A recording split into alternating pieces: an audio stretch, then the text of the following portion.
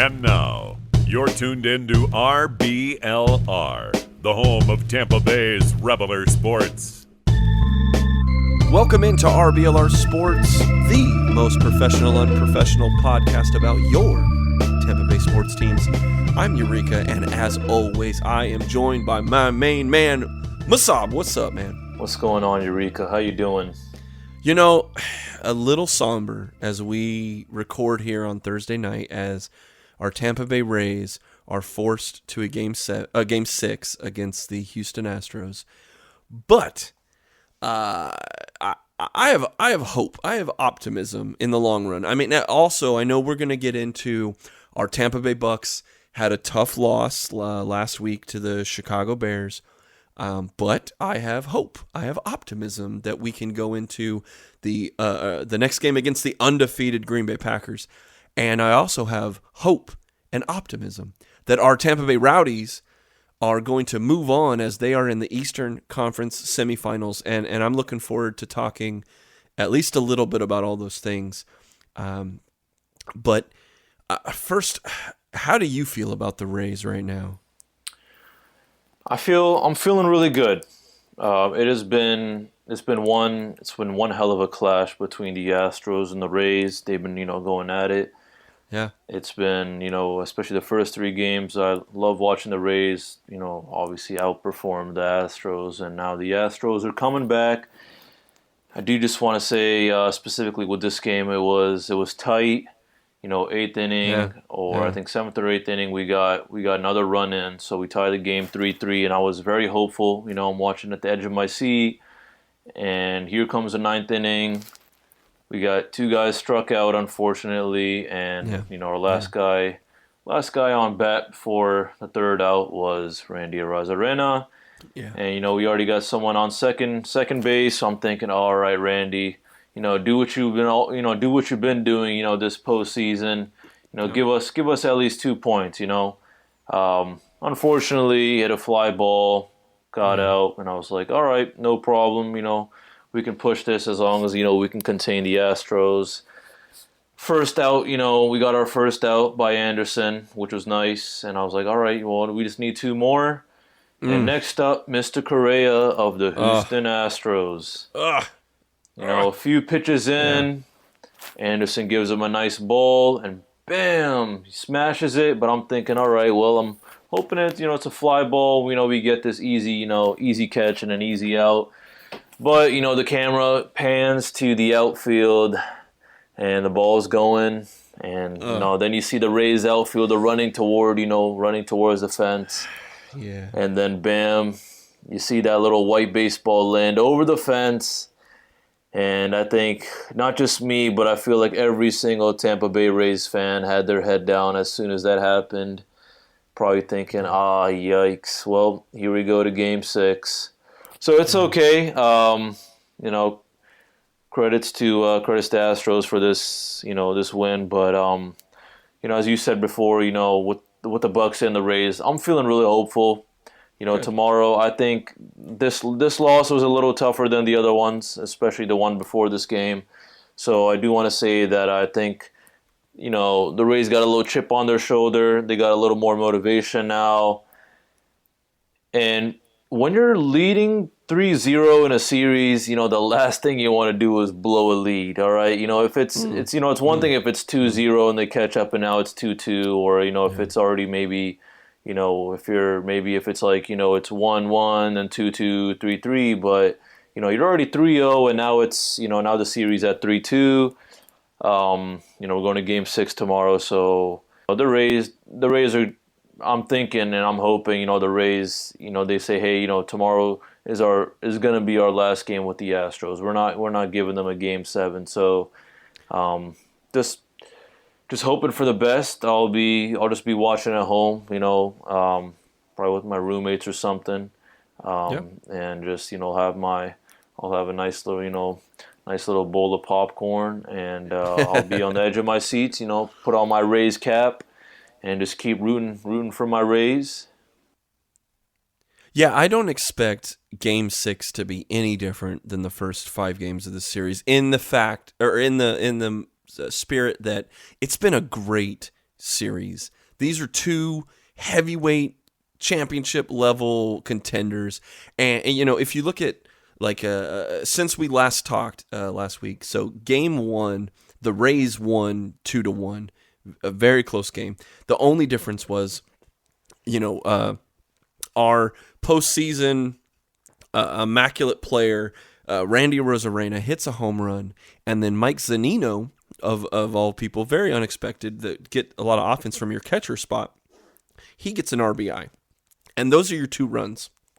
Coupled with the great pitching by Blake Snell, and you have a bullpen that comes in and pitches 4 shutout innings after Zunino gets the lead.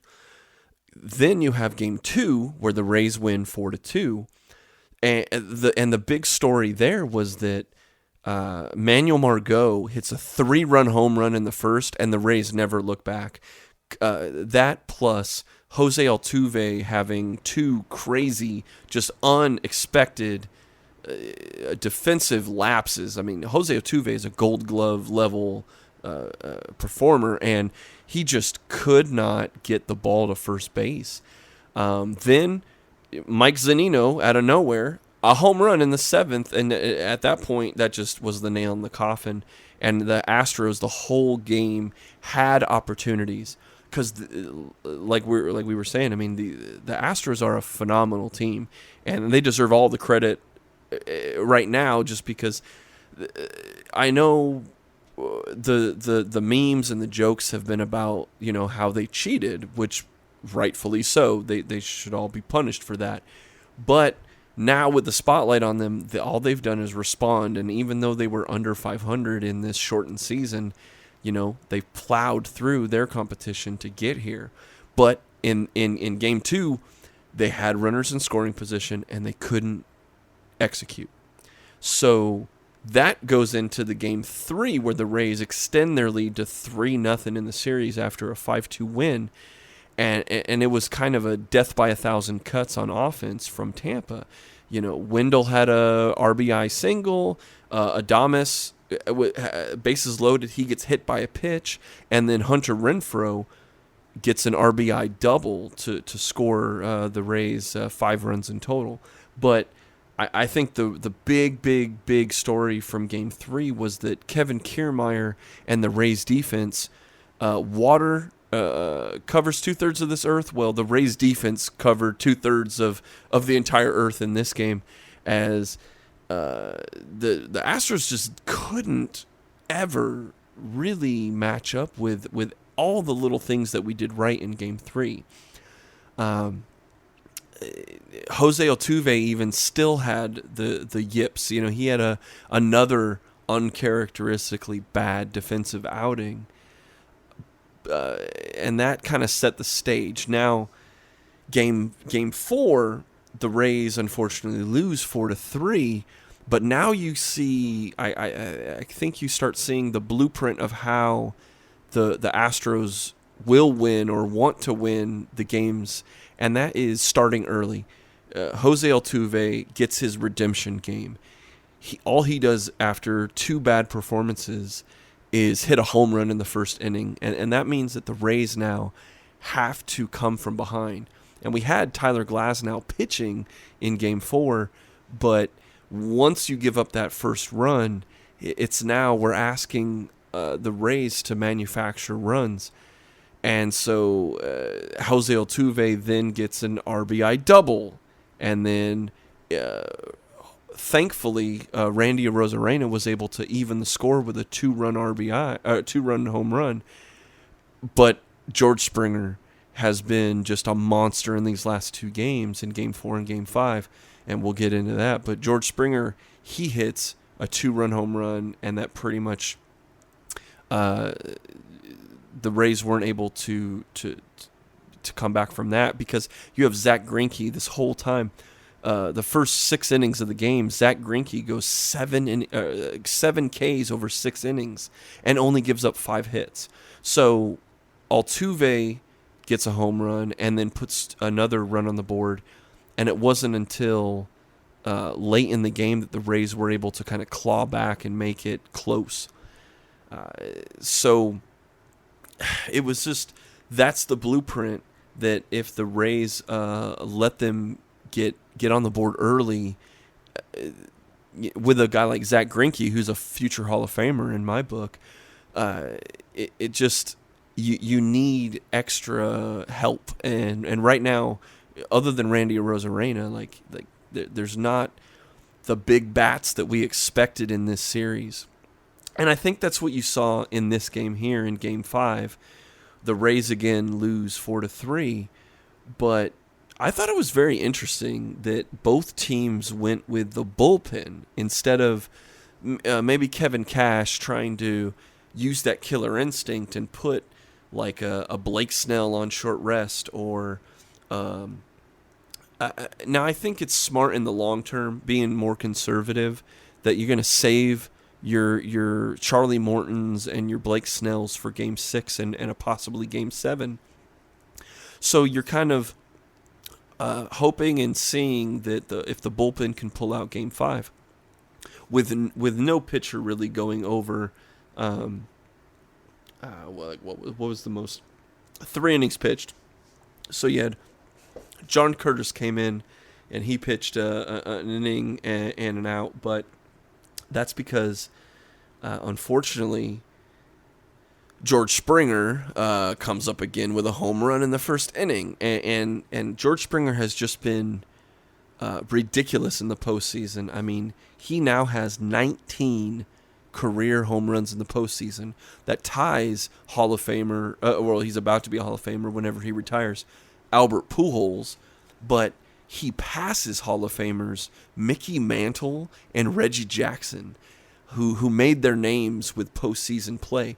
Well, George Springer hits a home run in the first inning, and that allows the Astros to now be the front runners. Thankfully, some extra help other than Randy Arozarena showed up by Brandon Lau, who has been unequivocally the best hitter for the Rays this whole season, and he hits a home run in the top of the third that ties the game. But in the bottom of that inning, Brantley hits a 2-run shot to give the Astros a comfortable 3-1 lead. And it wasn't until a couple innings later, our guy Randy, Saint Randy, he hits a home run and brings it within 1. Now, it's kind of been a one-man show, though, with Randy Arozarena. He has 20 hits in this postseason. That's a Rays record without a doubt. And he has 10 of those hits have been extra base hits, which is absolutely a record for Tampa. I mean, if you look at, Arozarena, he's got an on-base percentage of 409, okay? You have 4 guys that are under 280. If you look at on-base percentage of Brandon Lau, he's barely at 100. Austin Meadows, he's under 170. Joey Wendell, he's under 270. So getting on base has been a problem for guys, and it's really been living and dying over these extra base hits from Randy Arozarena. One guy that's been all right, though, is Ji-Man Choi. Ji-Man Choi was massive with his home run that tied the ball game in the top of the 8th. And I think that's the point where it was the stress point, right? So we've had this kind of back and forth battle between these two behemoths, but once Ji-Man Choi ties the game, it was like, okay, all the momentum is in the Rays' hands right now. And they send out Nick Anderson in the bottom of the 8th against the heart of the Astros. He's facing George Springer, Adrian Brantley, and Jose Altuve. And Nick Anderson comes in, pops out Springer, grounds out Brantley, and Altuve hits a screaming liner right into Wendell at third base. But that's 3 up, 3 down in the most scary part of the Astros lineup. Then you start getting, now we're in the pressure cooker. So top of the 9th, our guy, Mike Zunino, he hits a single. And they put Kevin Kiermaier on as a pinch runner. He hasn't played in this game because he got beamed in the left hand. And I'm sure there's something broken in there, but it's the playoffs, and it's like if it's your left hand, maybe you can play around it. But he comes in as a speedster, and of course Brandon Lau strikes out, but Randy Arozarena comes in, he pops out, but Kevin Kiermaier is able to advance during that at bat because of a wild pitch. So here we are, top of the ninth. Runner in scoring position, and the Rays couldn't get it done. Austin Meadows flies out. So then you get to what you described right when we started, which is that, unfortunately, Nick Anderson, who Kevin Cash obviously trusts, he brings him in, and Carlos Correa was able to, unfortunately, win this battle of behemoths. You know, we you talked about it last week, Masab. You talked about it last week about kind of heavyweight fight. You know, that everyone's just swinging for haymakers, and through 5 games, it really has been that. It's only been 1 game or 2 games that have been singles and doubles that win this game. It's been hitting home runs, and for the Astros, it's been when they can hit first inning home runs and make the Rays kind of play from behind. That's been their blueprint for success for their 2 wins so far in this series. After that long diatribe, I want to ask you, because I have some thoughts on how the Rays can and will win Game 6. But after all that, what I've said, what do you think the Rays are going to do going forward against the Astros, or what do you hope to see?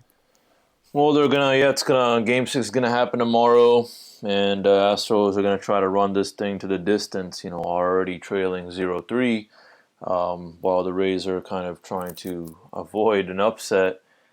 So I think, you know, the pitching matchup is something I look forward to. I know Blake Snell is gonna be our main pitcher or starting pitcher, at least for that. You know, it's obviously rare, you know, looking in the past, of the 39 teams, you know, in the MLB playoffs to ever face a 3-0 deficit. You know, there's only been about three teams that have actually forced a Game 6. And so, and only out of those, you know, only the Red Sox have, you know, won it out of trailing it. So the Astros are looking to be the second team to do that, but, you know, obviously they're going to need Game 6 first. Now, in regards to Game 6, you know, as you already said before, and as it's already been, you know, they're going to go back at it, you know, back and forth. I think, you know, something, you know, with the World Series trip on the line for one side and elimination on the other, I think, you know, the level of drama and intensity is going to continue to be very high.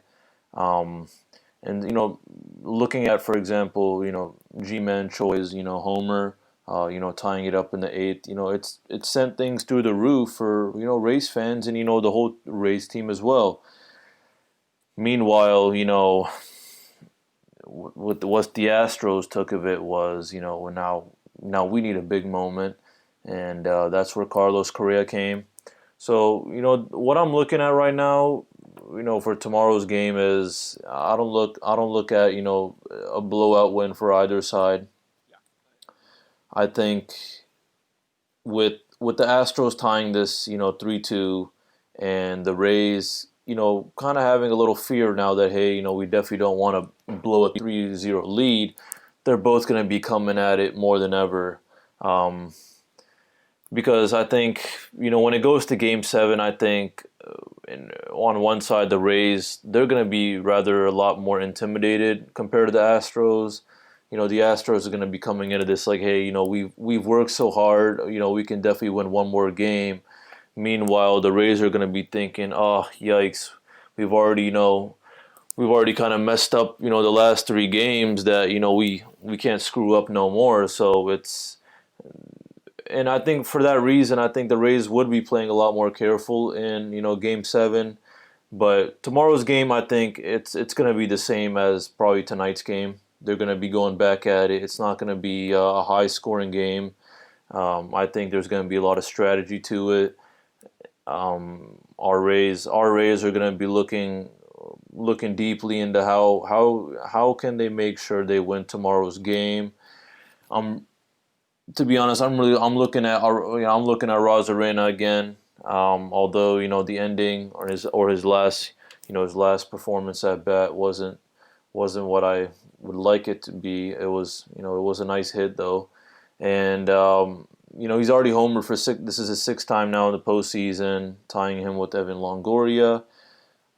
So, and he's already up there when it comes to postseason records. People have been comparing him to performances like 2002 Barry Bonds or 2004 Carlos Beltran, and even 2011 Nelson Cruz on the Rangers. So we'll see how it goes. And any serious hot takes. I think my hot take is I think it's going to go down to the 9th inning. That's all what I can really say right now. I think it's going to go down to the 9th inning. And my fear is, whoever's going to be batting at the top of the 9th, that's where it's going to be very stressful for them. Or actually, I would say maybe both sides, but because actually, I take that back. I think it's going to be a lot more stressful for whoever's batting on the bottom of the 9th. Sure, and it'll be the Rays. It'll be the Rays. They're the home team. It's going to be the Rays. Well, yeah. Yep. So for that reason, I think it's going to be a lot more intimidating. My prediction is going to be tied. My prediction is going to be tied till the 9th inning. If he keeps, if they keep doing some more innings, that's another story. But what I'm thinking is, it's going to be a tie game. I'm thinking maybe. My rough prediction is I'm thinking 4-4 in the 9th inning. I'm thinking, if the Rays, play their cards right, our pitchers are, they're hot, they're feeling good. We're giving some smart pitches, maybe throwing some tricky ones in there. I think we can make sure they don't get any chances on scoring anymore. But if we do that, then now it's up to our Rays, to finish off strong, last time on bat. So it's going to be nerve-wracking. It already is nerve-wracking. I can't imagine how these players are feeling right now, especially after a loss like today with a walk-off, kind of, like a walk-off home run like that. It's tough. So hoping for the best. I think, I know we're going to talk about the Bucs as well, soon, but I do want to say, a loss like this is really tough for the Rays, and a loss, the Buccaneers had with the Chicago Bears is also extremely tough as well. So, these kind of losses are gonna, well, at least I hope they're very motivational. They fire up the team that, hey, we had a sloppy game, or hey, maybe, especially in this case, the Astros got away with a game-winning home run, so we got to make sure we don't do that again. I'm not expecting anything super surprising from the Rays batting. Maybe something from a Rosarena, that would be nice. But it's going to come down to the pitchers when it comes to the Rays. I don't have too much to say about the Astros and what their strategy would be or might be. But when it comes to the Rays, I know for sure it's going to be coming down to our pitchers and how they're going to be pitching exactly. Yeah, I think that the Rays being the home team is going to be an advantage. The first thing I would say how the Rays will win Game 6 is they're putting Blake Snell on the mound. Okay, now we were talking about pitching. Without a doubt, the Rays' strength is the depth of their bullpen and the quality of their starting pitching. So I think that my hot take, I guess, is that like I don't know what to expect out of Kevin Cash, but I think it. I mean, of course, this depends on what the score is, but if the Rays are able to get out early on the Astros, I think he's going to ride Blake Snell as much as he can. Maybe throw a bullpen arm out there like maybe not Nick Anderson, but maybe he puts out John Curtis right after Blake Snell. But I think if the Rays are ahead by 2 runs or 3 runs, he might just put Charlie Morton out there as a reliever to pitch another 3-4 innings. So this is like my crazy scenario is you get Blake Snell gives you 3 to 4 innings of just amazing solid no runs given up baseball, and if the Rays can generate some runs, you might see some wacky bullpen management where you throw a reliever out for the 5th or 6th inning. But then you see, or maybe you see, like in the 4th inning, a reliever come in, and then Charlie Morton come in, knowing he's going to pitch the 5th, the 6th, and the 7th, and then you're going to follow that up with Nick Anderson or the rest of your bullpen in the 9th, and just so that you're kind of utilizing all of your assets, knowing that you can come back in Game 7. With Tyler Glasnow, right? So it's like you can throw the whole arsenal of the pitching at the Astros if you get, say, a couple runs of a lead. But that comes down to the Rays won't win Game 6 if they give up an early home run, which has happened in the last 2 games here. They have to shut them down in at least the first time through the lineup. Because I think the Rays definitely aren't going to let the Astros see Blake Snell more than 2 times through the lineup. Once it gets past 2 times in the lineup, you're going to see another pitcher. Like they had this graphic up tonight of all of the pitchers in the bullpen, and they all have different release points of when they throw the ball. So it's like the hitter never gets to see the same pitching arm no matter who they throw at them. So that's an asset, and I think it's an asset that Cash is going to utilize. If not having Morton out there, he's going to be throwing a guy out there every single inning. Every 3 batters, you're going to see a new pitcher, as long as it's not creating havoc on the base paths and scoring runs. But the Rays on offense, someone other than Randy Arozarena is going to have to step up in the next game or 2.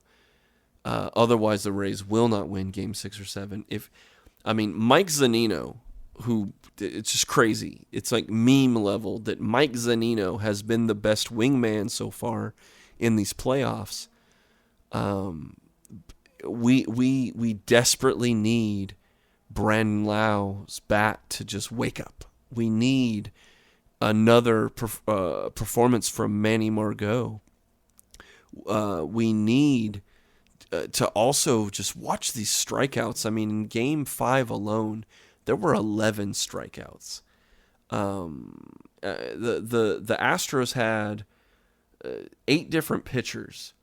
Each one of them, other than James, who blew the save, other than him, every other pitcher had a strikeout.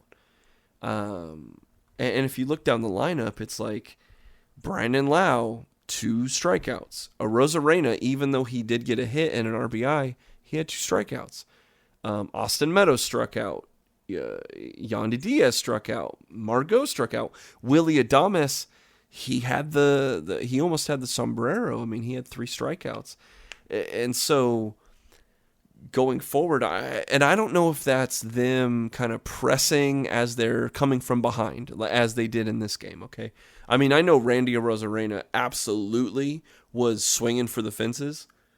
And we hope that can be reined in, but he doesn't have to perform as well. He doesn't have to be the savior of the Rays with a home run, with a well-timed home run, if you get some performance from the rest of this lineup. So to me, someone has to come forward to help out this amazing pitching performance that we've been getting. So if the bullpen's hot and some guys are helping out Randy Arozarena, then we can get an early lead, keep that bullpen hot, and put this thing away in 6. Because I think the game plan, I honestly believe that next week we'll be talking about the difference if the Rays made it to the World Series or didn't was because Brandon Lau had a few key hits, Manuel Margot had a few key hits, and that Rays bullpen was able to shut the door with a 1-run lead or a 2-run lead, like we're talking about in these very, very tight, intense matchups.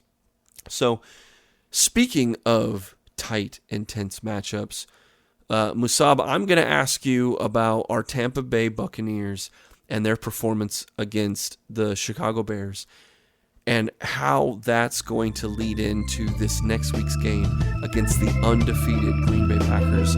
All that and more after the break here at RBLR Sports.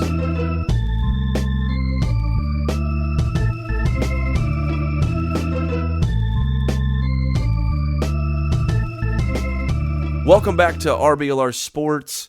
We've talked about our Tampa Bay Rays and how we see them going forward. But to finish up the show tonight, Musab, let's talk about our Tampa Bay Buccaneers and the tough loss to the Chicago Bears by the score of 20-19, a 1-point difference in a game that was a lot different than we expected it to be. It ended up being a tough battle that came down to the very final possessions for both teams. And I mean, I think that the Bucs had a lot of things going well up until the end of that first half, and they really just got derailed and couldn't get the train back on track. So my first question I would ask you is, Musab, what went wrong for our Tampa Bay Buccaneers? First, I think it was overall a sloppy game by Bucs. I think that's the thing that really went wrong is we just had a sloppy performance. I just do want to start with it was an embarrassingly ugly loss to Chicago. Last Thursday. I think too many penalties. Not really maybe using the weapons that we were limited to. For example, we into its first, Tampa Bay coming into its first primetime game of the season, we are, dealing with plenty of injuries, main ones being Chris Godwin, Justin Watson, LaShawn McCoy ruled out for, Thursday's game. Plus, as we talked before, it was confirmed that O.J. Howard, our tight end, would be out for the rest of the season with an Achilles injury. Even the guys that did play, they were banged up. We're talking about Leonard Fournette, Mike Evans, and Scotty Miller, all who had injury designations this week or last week actually. Ultimately, they decided to suit up. I just also want to start out with, it was, I don't know exactly what specifically went wrong. I think just maybe the chemistry wasn't there, the pressure. I do want to say in the beginning it was more offense than defense that was really struggling. Our defense was containing them absolutely fine, in the first quarter. The game started decently well for the Bucs. We were up 10-0 in the first quarter, and then we led 13-0 with 2 minutes to go in the first half, only to allow 14 straight points to head into the locker room which resulted us being down by 1. I think for those who did watch, they were sure, and they do probably remember, Tom Brady giving Ryan Jensen a hard time for screwing up. But we're also talking just an overall second half was ugly, for both teams. But I do want to talk about first the Buccaneers. We're just trading field goals back and forth until Chicago ultimately getting the game winner with about a minute to go. The Buccaneers defense came up with some nice plays to turn the tide of the game. First being our Carlton Davis snatching a pass from Allen Robinson, returning it 34 yards to midfield. And right. Carlton Davis he's been doing an exceptional job so far this season. That was his 3rd interception in 3 games. Regardless, Brady did find Evans for that touchdown, which did make it 10-0, which was nice to see. But overall, a lot of drives that the Bucs were immediately dying. Thanks to Mr. Khalil Mack and the rest of his defensive line.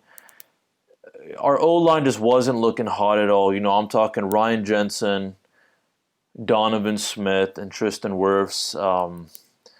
For those who watched the game and even saw the highlights, you probably saw Khalil Mack beating Tristan Wirfs a lot of the times, and you probably even saw him basically kind of throwing Tristan Wirfs to the ground, which was a scary view. You're talking Khalil Mack, who's already a really big guy, but Tristan Wirfs, who's 320.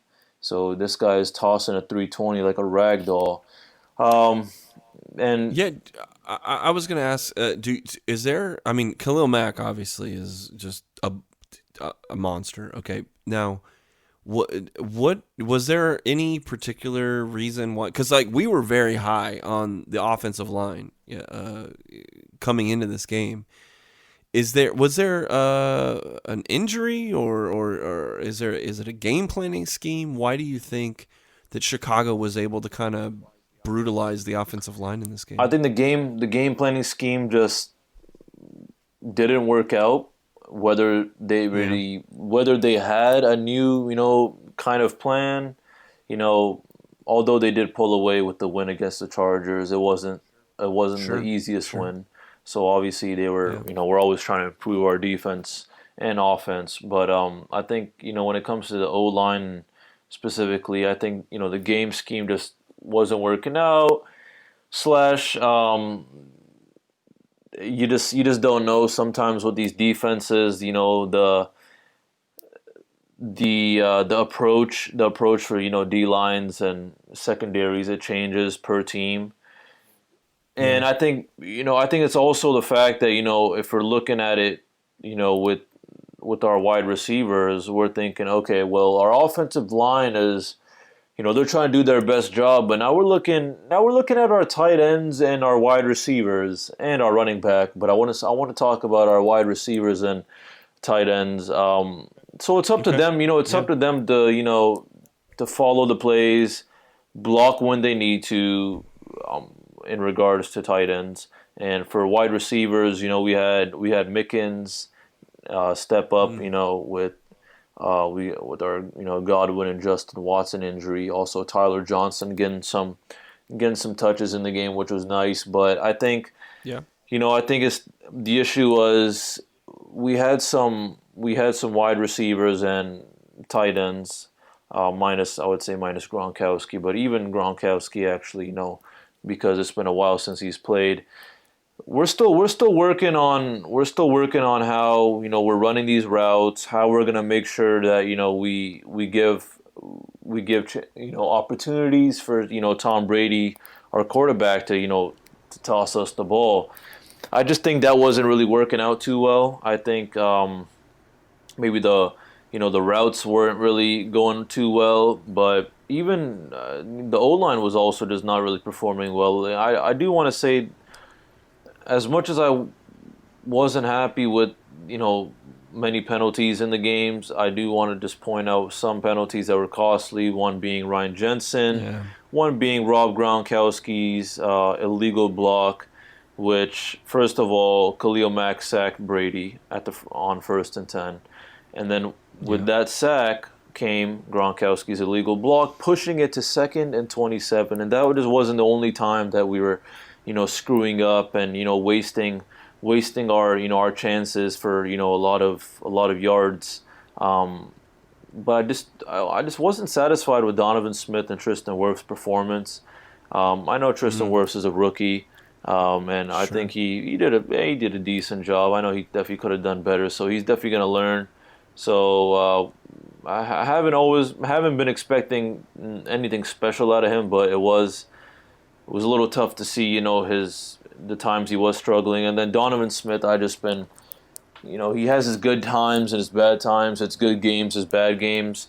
And I don't mean to play the blame game with anyone. I just think that I agree. It wasn't one person or anything. I mean, I just think that the Bucs offense, I think we have a lot of weapons, but I think the three things I do want to talk about with the Bucs offense is, first of all, we are dealing with some key injuries. And we already had some players who were banged up, as mentioned before: Fournette, Evans, Scotty Miller, LaShawn McCoy, and Chris Godwin.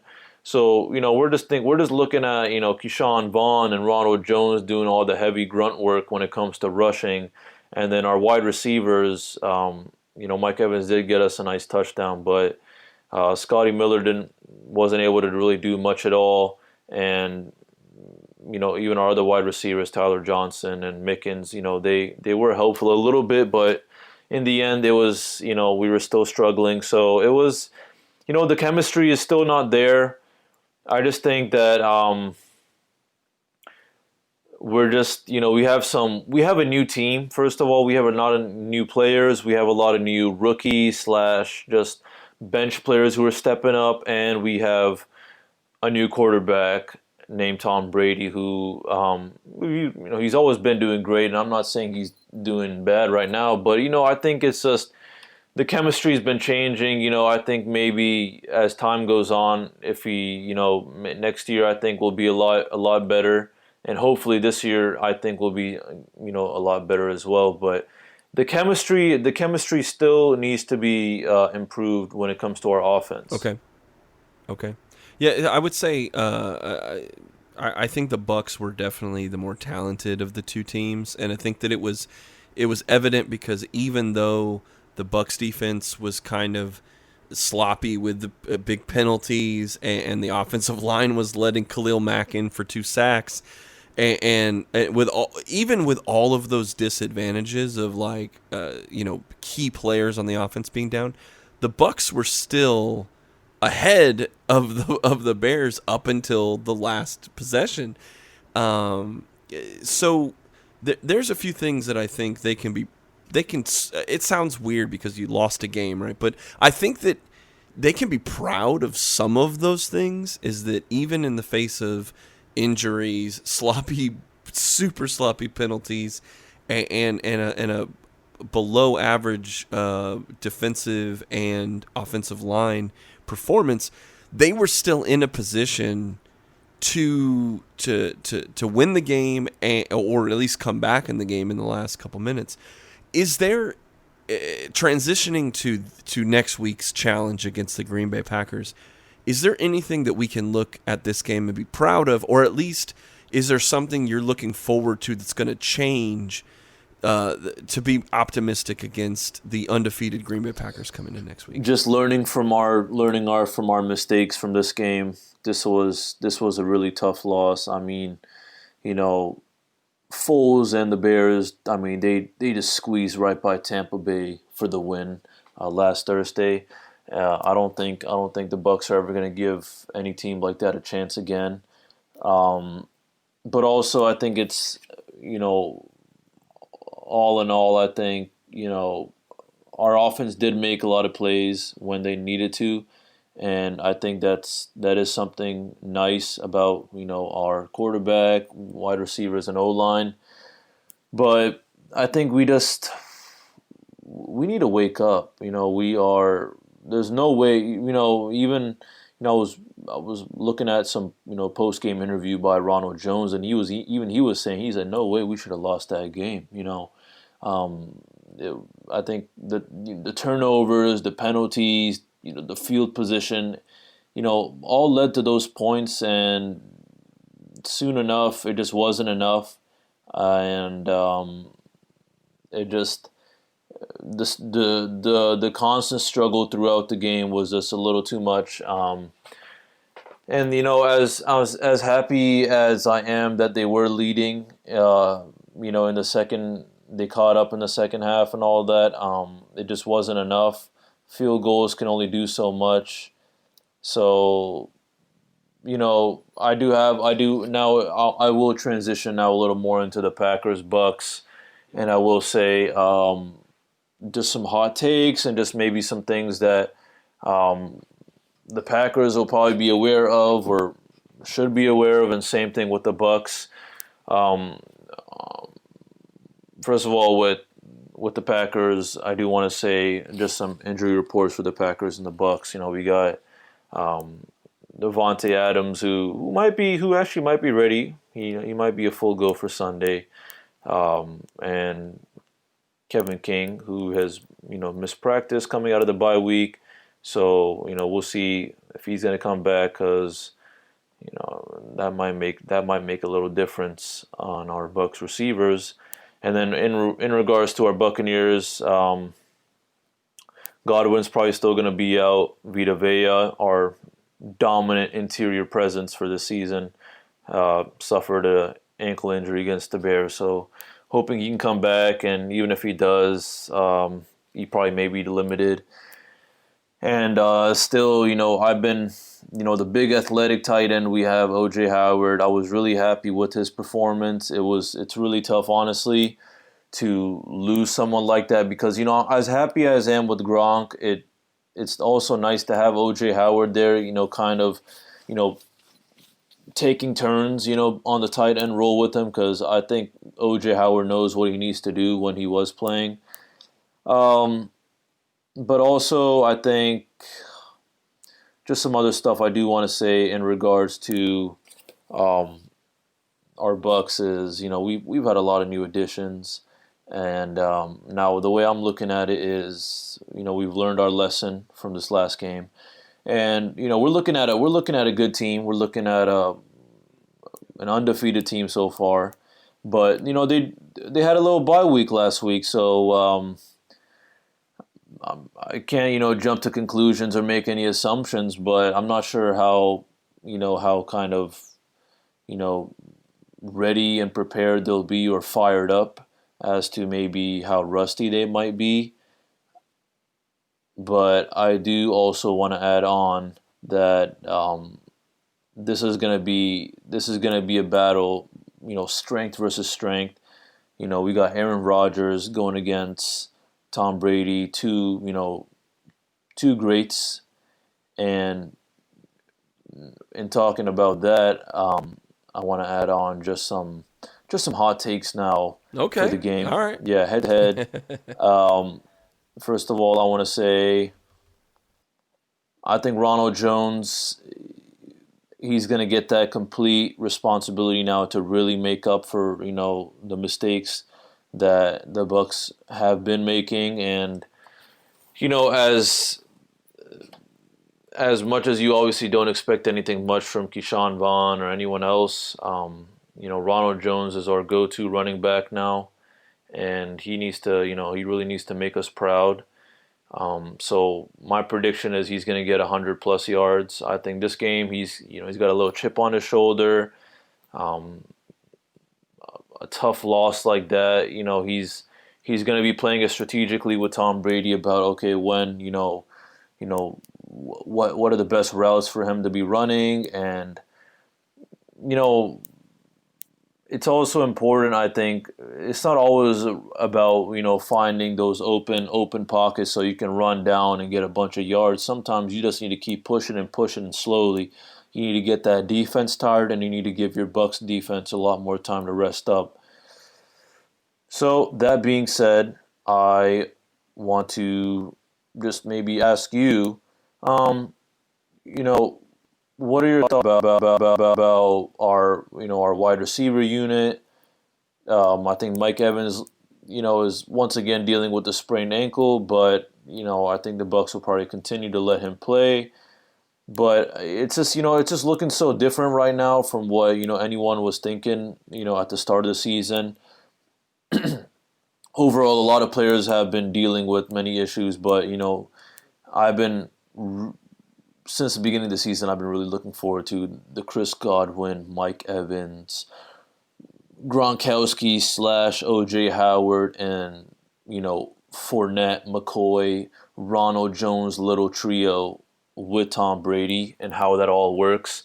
And it's unfortunate that we got like half of those players basically out or banged up. So I just want to ask you, do you think with what we have or what we will have on Sunday against the Packers, do you think we have a chance? I do. I think that the first thing is Tom Brady's not completely washed up, and so even in this game, I think that you saw the Bucs continuing to spread the ball out across the board, and Tom Brady I don't think cares who is getting if you get open, you're going to get thrown to. Like if you look at this last game, okay, like no one had more than no one had more than 9 targets, but most guys had 5 or 6. And that's across the board. I thought that the game plan going in against Chicago was to attack their zone defense. I think that what they were going to do is they were going to obviously blitz Khalil Mack, but what they were going to do in the secondary is kind of play a zone or have the other linebackers in pass defense sit back in these like kind of cover 2 zones. Now, what Brady did though is if you see a guy like Tyler Johnson, right? I mean, Tyler Johnson, 5th round pick, a guy that we definitely don't have on the same level as Godwin or Evans, right? But he ends up being your lead receiver, 4 receptions, 61 yards. And that just kind of is across the board. It's the same thing. Yeah, Gronk had 6 targets, but Cameron Brate, who's his backup, had 6 targets as well. Mike Evans, of course, is your number 1 target, but he had 9 targets was the most of anybody. So that's only 3 more passes over the course of a whole game than say even Ronald Jones out of the backfield had 5 targets. So not that they all turned into receptions or scoring opportunities, but Tom Brady's going to spread the ball around. And one thing that I saw with the Packers through this whole year is, they give up points. So on average, they give up about 25, 26 points on average. Well, Tampa's been scoring about 28 points a game anyway, and that's regardless of who's the wide receiver or who's at running back, who's at tight end. Even in this game, which was suboptimal performance, they still ended up scoring 19 points. And without, if they played, obviously this is ifs and was it woulda, coulda, shoulda, but with one more week, and I'm thinking this is a bounce back game too. I'm thinking that a few players coming back into the lineup, coupled with you just got punched in the face by a team you obviously should have beat. There's that little pep in the step. I'm hoping it's the wake up call, like you said. I'm hoping we wake up and we see that. Yeah, the Packers have no losses on their record. But it isn't like they're completely blowing out teams. They won by 1 touchdown a couple weeks ago. They beat the Falcons, but they still gave up 19 points to them, right? So the Tampa Bay defense is super strong. And to your question about the wide receivers, even if it is still guys like Tyler Johnson or Jaden Mickens or Tanner Hudson, right? If they get open, and you're at this NFL level. I mean, you should be able to pick apart at least a few times a game. You get your route open. Brady's going to find you, and I just have a lot of confidence that this Tampa Bay offense is going to score,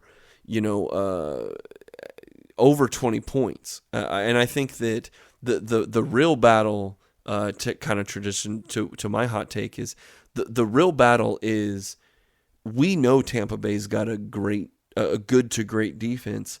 It's, can the Packers replicate that on their end, and that I have big doubt about. So I think that Tampa Bay might not have to score 35 points to win, but I think that they absolutely, if they do just a little bit better than they did against the Bears, they're going to score 24 or more points. And it's just, can Aaron Rodgers and their offense score more than 17 to 20 points against this Tampa Bay defense?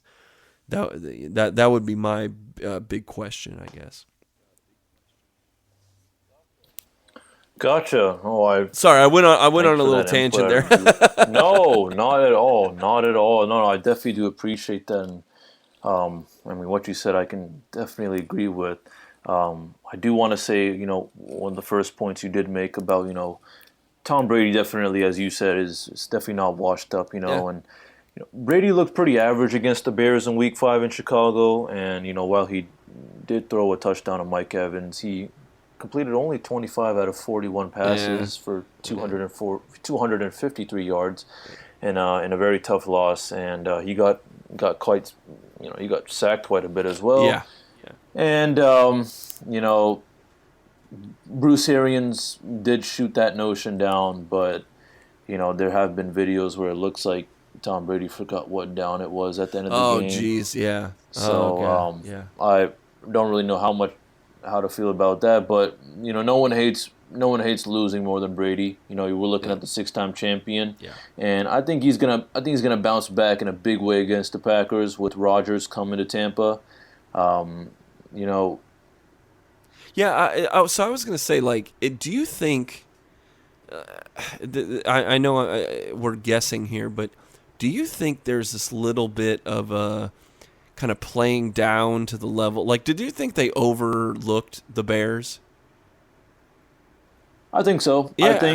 I think it was just that, hey, okay, well, even though we do have some of our key players out, I think we can. I don't know if they were thinking, oh yeah, this should be an easy win for us, but I think in their mind, at least my perspective is that it's like, hey, with the players we have, I think we definitely do have a chance to win, and I think we probably did. I just think we were just playing sloppy. So were the Bears, but we were playing sloppy, and I think as sloppy as both of us were playing, in the end, some of our mistakes just cost us way too much more than the mistakes that the Bears made, which is why we lost in such a close, tough, tight match, and especially in the last minute or so. So it's I think I definitely do agree with your question. I think it's I don't think the Bucs were expecting that. I think they were hoping for enough performance to scrape by the Bears, at least. Yeah. But looking at the Packers are allowing plenty of yards per game, about I would say 250 yards per game. So with my prediction and all that, I'm looking for Brady to take advantage of Green Bay's suspect secondary and at least regain a lot of that momentum he's had in the past, especially that kind of momentum he had with his teammates against the Chargers. It's he's faced the Packers 5 times, and he with a record of 3-2. So and that's only with the Patriots. So I wonder how that's going to be with, the Bucs. But, if everything goes well, and I think being, the leader that Tom Brady is, he probably gave them, along with Bruce Arians, a nice, long motivational talk about that loss, because, that was heartbreaking. I was a little busy at the time, so I was watching it on and off, and, I had to take care of something, while the game was ending. So yeah, I was like, all right, it's gonna be at least, even if it is a close game, my Bucs will probably win. And I was like, all right. I watched the last 8 minutes, then I had to take care of something, so I couldn't see the last 3-4 minutes. Oh no! And once I took care of my the task I needed to complete, I just pulled up my laptop real quick, and I was like, typed in the Bucs versus Bears score, and Yep. 2019, and I looked at it again, and I was like, wait, was that the Bears with the 20 or the Bucs with the 20? And I was like, and I looked at it again, and I was like, oh my gosh, it's the Bears with the 20 and the Bucs with the 19. Yeah. I think at the end of the day, it comes down to who's going to be more hungry to get that win. I think Rodgers and the rest of his team they've been performing very well, even without Devontae Adams. And, just a little side note, in the draft, the Packers picked up Jordan Love in the first round, which a lot of people were thinking, okay, well, what does this exactly mean? What is like Rodgers' days are kind of fading away, but I'll tell you this right now, and I think everyone knows based on how the Packers have been performing, most definitely not. So this comes down to who's going to be a lot more hungry. I think my pick is Brady and the Buccaneers are going to win this game. Right now they're undefeated at home, and history has shown us that Brady is one of the few quarterbacks in NFL history who doesn't lose 2 games in a row too often. Being the GOAT, greatest of all time, he is. His attention to detail, it's on some other level, So coming off a loss, Brady's going to be motivated. He's going to prove all the critics, who think he's washed. He's going to prove them wrong. And basically, my score prediction, it's gonna. I'm thinking, I'm thinking, with the Packers being a high scoring team, and with their suspect secondary, and their offense isn't. I mean, their O-line is what I'm meant to say is. Sure. They're not bad, but they're not great. I think the competitors they've gone against are much different from our Buccaneers. So that's what I'm interested in. And in the end, maybe the Bucs. It's really tough because right now, Eureka, I'm thinking who is really gonna help us out more. Who is gonna maybe prevent the Packers from scoring a lot more, or whether the defense does their job, but the Packers still score a lot. Then I'm thinking, okay, well, if that happens, then will the offense be able to step up and keep racking up points and matching those numbers with the Packers? So it's just for me this is a really tough prediction, but I'm thinking 28-24 Buccaneers. Okay.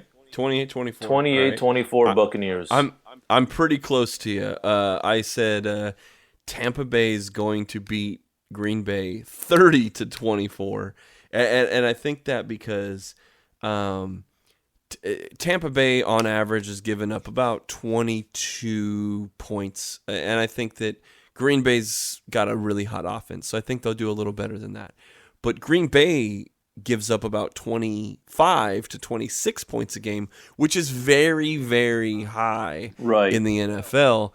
And I think that we're better than their average. So I think that all things being equal, you have two offenses I think can score, that difference is that defense. And I think that the Tampa Bay defense is absolutely, 2 field goals or 1 touchdown or however you want to say it. But I think that our Tampa Bay defense is 6 points better than Green Bay. And so at the end of it, I do expect it to be very high scoring between the lack of defense on the Packers side, but also the very good offense that they have with Aaron Rodgers.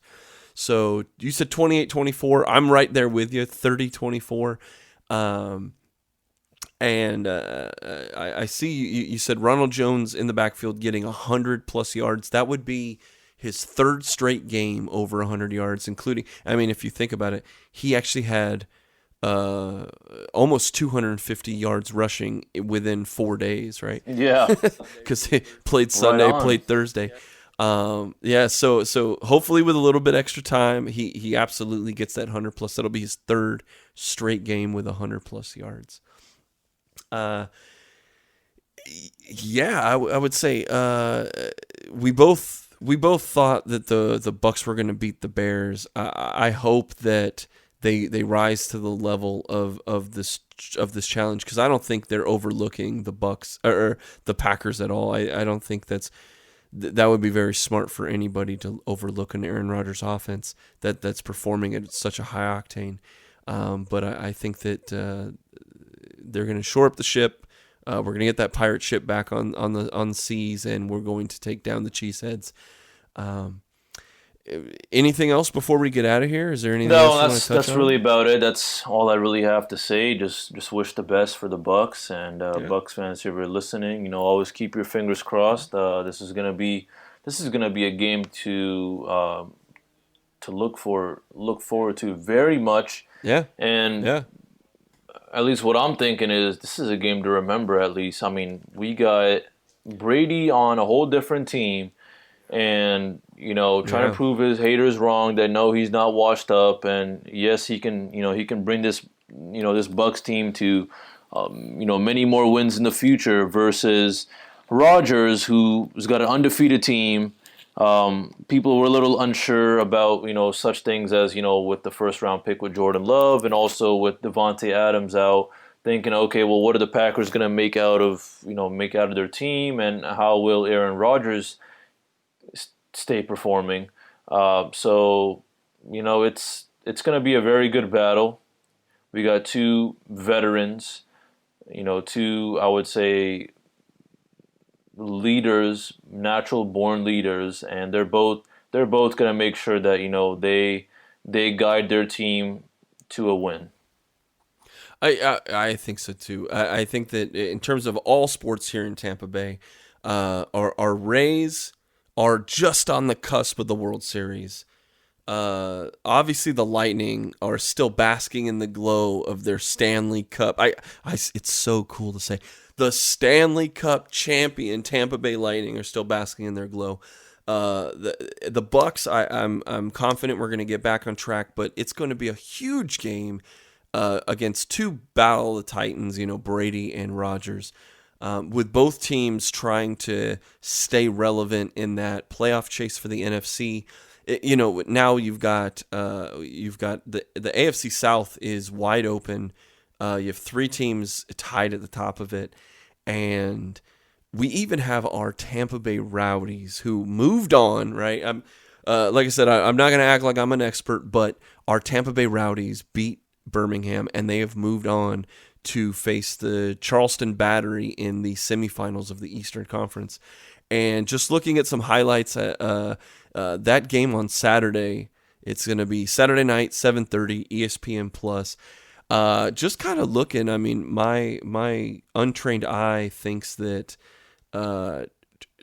Charleston, they kind of play a counterattacking style, and I think the Rowdies are going to be able to cook, man, because the Rowdies play an aggressive, possession-based style. So even that game on Saturday it could be something that's going to make this weekend just super crazy, because by the end of the weekend, we could have the Rays in the World Series, the Bucs beating the Cheeseheads, and the Rowdies in the Eastern Conference Finals. Like, it's just it's a wonderful time to be a Tampa Bay sports fan, and I appreciate Musab, you joining me tonight, and I know we appreciate all of our listeners here at RBLR Sports.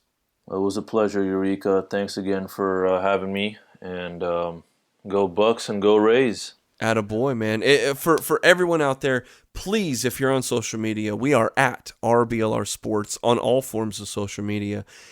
Please remember to like and subscribe. We are on Apple Podcasts. If you're on Apple Podcasts, leave us a 5-star review. It really helps us out. But we're on Spotify. We're on Stitcher. We're on Google Podcasts. We even have a little YouTube channel. If you look up RBLR Sports, we're right there. You can listen to this. If you don't have a podcast app, hopefully a friend sent you this on the link.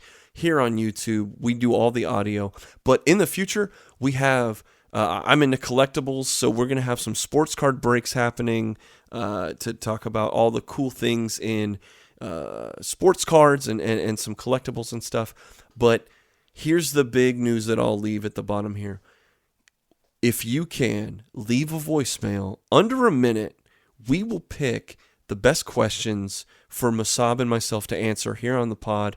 And that phone number is 813-778-5280. Once again, we have the RBLR voicemail line. You can text or leave a voicemail would be the best.